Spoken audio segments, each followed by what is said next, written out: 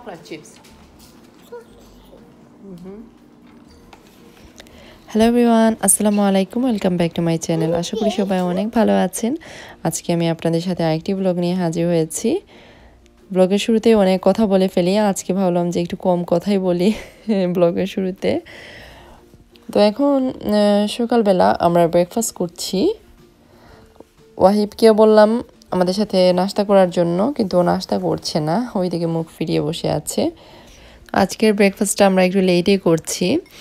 আমি ওয়াফিককে স্কুলে বিদায় দেওয়ার পর উপরে কিছু ক্লিনিং ছিল, এগুলা করছিলাম। তো আমি গত ব্লগ যেটা আপলোড করেছি ওইটারই সেকেন্ড পার্ট, মানে আমি সকাল পর্যন্ত দেখিয়েছি, তারপর আমি কি করেছি দিনের বেলা সেটাই আজকে আপনাদের সাথে শেয়ার করব। তো আজকে ইচ্ছে হলো যে একটু চা খাই। তো আমি চা খেলে লিকার চা খাই, আর গুড়ের চাও মাঝে মধ্যে আমার খুব ভালো লাগে খেতে। ঘরের কাজ যখন আমার হাজব্যান্ড বাসায় থাকে তখন আমি চেষ্টা করি যে কিছুটা সেরে ফেলার, কারণ ও বাসায় থাকলে বেবিদেরকে লুক আফটার করে, আর সেই সাথে আমি একটু পিসফুলি কাজ করতে পারি। না হলে দেখা যায় যে আমি খুব তাড়াহুড়া করি সব কিছু নিয়ে। আমাদের ব্রেকফাস্ট শেষ, এখন ওয়াহিব একটু সময় খেলাধুলা করছে আর বেবি ওর বাবার কাছে। আমি সকালবেলার ক্লিনিংটা সেরে নিচ্ছি, মানে নাস্তা করার পর সব কিছু গুছিয়ে নিচ্ছি। সেই সাথে আপনাদের সবাইকে অসংখ্য অসংখ্য ধন্যবাদ। গত ব্লগে আপনারা যেভাবে আমাকে সাপোর্ট করেছেন, আমার কাজকে, আমার প্যাশনকে আপনারা যেভাবে অ্যাপ্রিসিয়েট করেছেন, সত্যি আমি আপনাদের কাছে অনেক বেশি কৃতজ্ঞ। ভালোবাসা শুধু ফ্যামিলির মধ্যেই সীমাবদ্ধ থাকে না, পরিচিতদের মধ্যেই সীমাবদ্ধ থাকে না। আপনারা আমাকে কেউই ব্যক্তিগতভাবে চিনেন না, শুধু ভিডিওর মাধ্যমেই আপনারা আমাকে জানেন যতটুকু জানার। তবুও এতটা ভালোবাসা পাবো আমি কখনোই কল্পনা করিনি। আপনারা আমাকে এতটা আপন করে নিয়েছেন, আমার বাচ্চাদেরকে এতটা আপন করে নিয়েছেন, সত্যি আপনাদের কাছে আমি অনেক বেশি কৃতজ্ঞ। আপনারা আমাকে এত দোয়া দিচ্ছেন, আমার পরিবারকে এত দোয়ার মধ্যে রাখছেন। আমার কাছে কোনো ভাষা নেই আপনাদের কৃতজ্ঞতা প্রকাশ করার, তবুও আপনাদেরকে বলছি অনেক অনেক ধন্যবাদ সবাইকে। আপনাদের দোয়ার মধ্যেই আমরা থাকতে চাই। প্লিজ আপনারা সবাই আমার পরিবারের জন্য, আমার ফ্যামিলির জন্য দোয়া করবেন। আপনাদের সবার জন্য রইল আমার তরফ থেকে অনেক অনেক দোয়া আর ভালোবাসা। দোয়া করি আল্লাহ সুবহানাহু ওয়া তাআলার জন্য সবাইকে অনেক ভালো রাখেন, সুন্দর রাখেন, সুস্থ সবল রাখেন। গত ব্লগে একটা কমেন্ট পড়ে আমার মনটা অনেক খারাপ হয়ে গেল। এক আপু কমেন্ট করেছেন যে ওনার চাচা শ্বশুর মারা গেছেন রোড অ্যাক্সিডেন্টে। উনি 4 বছরের এক ছেলে আর মানে একজন বেবি এখনো দুনিয়াতে আসেননি, 5 মাসের গর্ভ অবস্থায় রেখে চলে গেছেন। অনেক কষ্ট লেগেছে আমার যখন কমেন্টটা পড়লাম। সান্ত্বনা দেওয়ার ভাষাই আমার কাছে নেই, কি বলে সান্ত্বনা দেব, কি বলবো, আমি কিছুই বুঝে উঠতে পারছিলাম না। আমার অন্তরস্থল থেকে অনেক অনেক দোয়া রইল।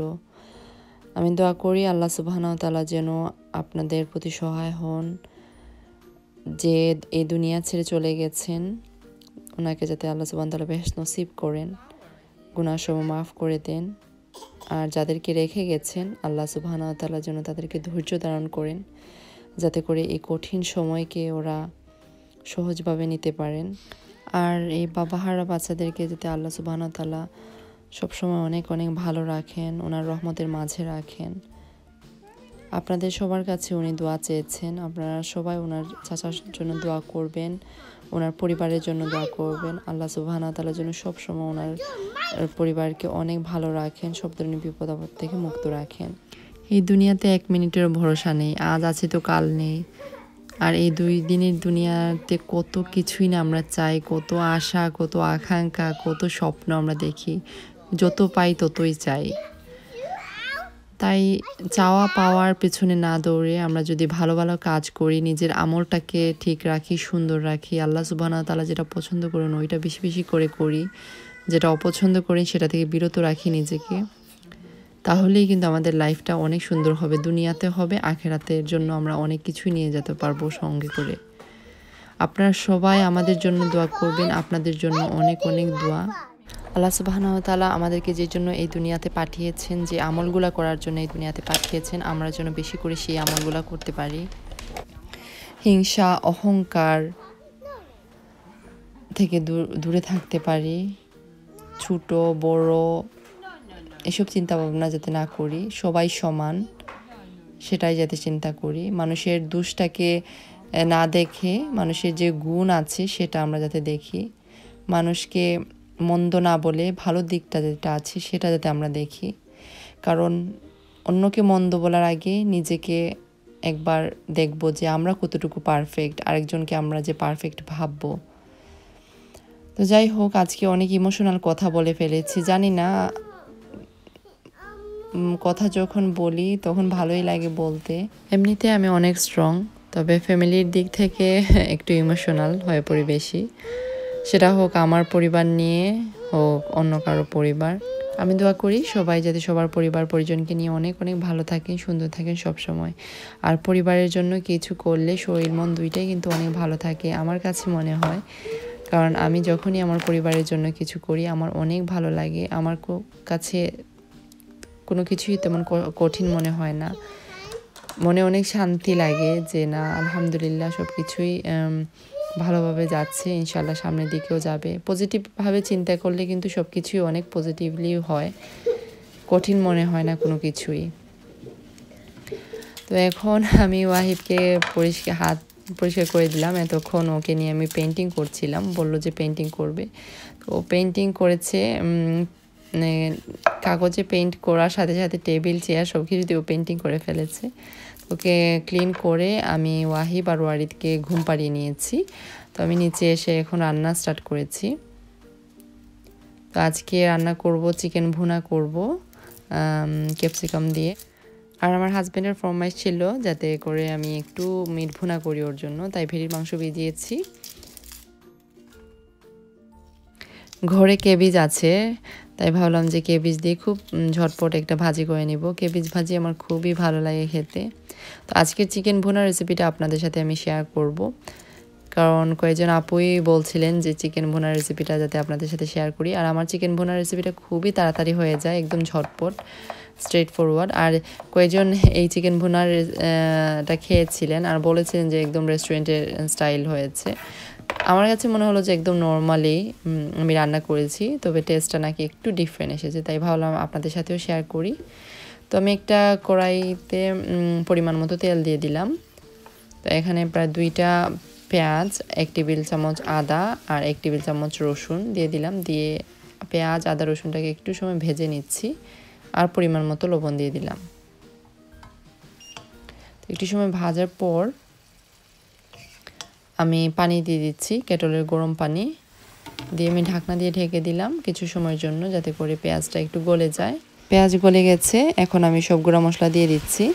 মরিচ গুঁড়ো, হলুদ গুঁড়ো, জিরা গুঁড়ো আর ধনিয়া গুঁড়ো দিয়ে দিলাম। দিয়ে আবার একটু নাড়াচাড়া করে একটু সময় অপেক্ষা করব যাতে করে মশলা খুব ভালোভাবে কষে যায়। আর যখন তেলটা উপরে ভেসে যাবে তখন বুঝতে হবে যে মশলা খুব ভালোভাবে কষে গেছে। মশলা কষানো হয়ে গেছে, আমি এর মধ্যে চিকেন দিয়ে দিলাম। আর এই চিকেনটা হচ্ছে মাঝারি সাইজের চিকেন। আর 2টা তেজপাতা আর 2 পিস দারচিনি দিয়ে দিয়েছি। আমি আজকে আর এলাচি দিচ্ছি না, এলাচি, গোলমরিচ, লংও দিতে পারেন, আমি আর কিছুই দিচ্ছি না। শুধু দারচিনি আর তেজপাতা দিয়ে ঢাকনা দিয়ে ঢেকে দিলাম কিছু সময়ের জন্য, যাতে করে চিকেন থেকে পানি বের হয়। আর চুলার আঁচটা থাকবে মিডিয়ামে। এর মধ্যে আমি মিট রান্নাটাও বসিয়ে দিয়েছি। মিটের মধ্যে পেঁয়াজ, আদা, রসুন, তেল, পরিমাণ মতো লবণ দিয়ে নাড়াচাড়া করে চুলায় রেখে দিলাম। তারপর আমি এলাচি, দারচিনি, তেজপাতা, গোলমরিচও দিব। এখন দিব না, যখন মিট থেকে পানি বের হয়ে যাবে তখন দিব।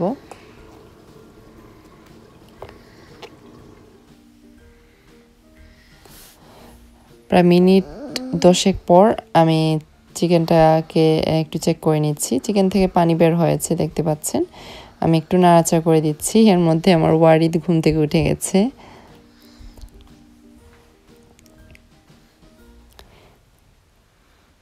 আমি ক্যাপসিকামটাও কেটে নিচ্ছি। ক্যাপসিকাম আমার খুবই ভালো লাগে তরকারিতে দিতে, কালারফুল ভালো লাগে। সব ধরনের কালার, গ্রিন, রেড আর ইয়েলো, 3টা কালার আমি দিয়ে দিয়েছি, দেখতে ভালো লাগবে। আমি নাড়াচাড়া করে মিক্স করে নিয়েছি। চিকেন নামানোর 10 মিনিট আগে আমি ক্যাপসিকামটা দিয়ে দিলাম, দিয়ে আমি ঢাকনা দিয়ে ঢেকে দিব 10 মিনিটের জন্য। আর আমি সাইডটাও ক্লিন করে নিয়েছি। তো 10 মিনিট পর আমি ঢাকনাটা খুললাম। এর মধ্যে ক্যাপসিকাম খুব সুন্দরভাবে সিদ্ধ হয়ে গেছে। আমি উপরে একটু ধনেপাতা দিয়ে দিলাম যাতে করে ফ্লেভারটা ভালো আসে। এর মধ্যে কিন্তু পানিটা অনেকখানি শুকিয়ে গেছে। এখন আমি চিকেনটাকে চুলা থেকে নামিয়ে নিয়েছি।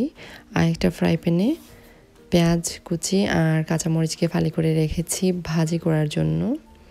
আর এদিকে আরেকটা বোলে আমি কেবেজকে কুচি কুচি করে কেটে রেখেছি। তো ভাজি বসিয়ে দিয়েছি অলরেডি। এর মধ্যে আমার মিট ভুনাও হয়ে গেছে। আজকের দুপুরে রান্না শেষ হয়ে গেছে। আমি আপনাদেরকে দেখিয়ে দিচ্ছি কি কি রান্না করলাম। এই তো চিকেন ভুনা ক্যাপসিকাম দিয়ে, খুবই মজা হয়েছে। কেউ কেউ বলতে পারেন যে চিকেনে তো অনেক ঝোল রয়েছে, এটা আবার চিকেন ভুনা কেমনে হলো? আসলে এই ঝোলেই কিন্তু অনেক মজা, আর এটাকে আমি চিকেন ভুনা বলি।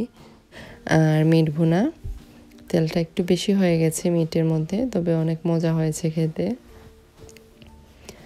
আর কেবিজ ভাজি, সবথেকে বেশি ভালো লেগেছে ভাজি দিয়ে ভাত খেতে, খুবই মজা হয়েছে ভাজিটাও। আর ভাজিতে ফ্রেশ ধনেপাতা দেয়, টেস্ট আরও বেড়ে গিয়েছে। এই তো আজকের দুপুরের খাবার আমাদের। দুপুরের খাবার দাবার শেষে কিছু শপিং আসলো, মাছ মাংস আসছে, এগুলো আমি এখন ফ্রিজে রাখবো। আর এদিকে একটা শোপিসের মধ্যে আমি স্প্রে পেইন্ট করছিলাম, তো বাহিরে রেখে দিয়েছি যাতে করে পেইন্টটা একটু ড্রাই হয়ে যায়। তো মাংস এসেছে, আজকে শুধু মাংসের বাজারই হয়েছে। তো এখন আমি মাংসগুলোকে ছোটো ছোটো ভাগ করে ফ্রিজে রেখে দিব। এভাবে রেখে দিলে মাংস বরফ হয়ে যাবে, রান্না করার সময় খুবই হার্ড হবে। আর এত মাংস একসঙ্গে খাওয়া যায় না, একদম ছোটো ছোটো পোর্শন করে রাখা লাগে। গরুর মাংসটা আমরা এত বেশি খাই না, খুবই কম খাওয়া হয় মাঝে মধ্যে, তবে ভেড়ির মাংস খাওয়া হয় বেশি। আর এই তো চপস আমার খুবই ভালো লাগে, চপ ভুনা, চপ ভাজি আমার খুব ভালো লাগে খেতে। তো চপ এসেছে, তো এই চপগুলা দিয়ে আমি ভুনা করব, ফ্রাই করব না, কারণ খুব শক্ত। আমি সবসময় বেবি ল্যাম্পের চপগুলা দিয়ে আমি চপ ফ্রাই করি, খেতে খুব ভালো লাগে আর খুব সফট থাকে। এই তো মাংসগুলা গোছানো হয়ে গেছে, আমি এখন ফ্রিজে রেখে দিব। তো আমি সবসময়ই যখন বেশি মিট চিকেন চলে আসে তখন এরকম একটা ব্যাগে রেখে দেই, এতে করে মিট চিকেনগুলো আলাদা থাকে, খুঁজে পেতে সুবিধা হয়। তো আজকের ব্লগটি আমি এখানে শেষ করছি। আমার এই ব্লগের মাধ্যমে যদি কোনো ভুল ত্রুটি হয়ে থাকে তাহলে প্লিজ ক্ষমা সুন্দর দৃষ্টিতে দেখবেন। সবাই অনেক ভালো থাকবেন। আজকের জন্য এই পর্যন্তই। আল্লাহ হাফেজ।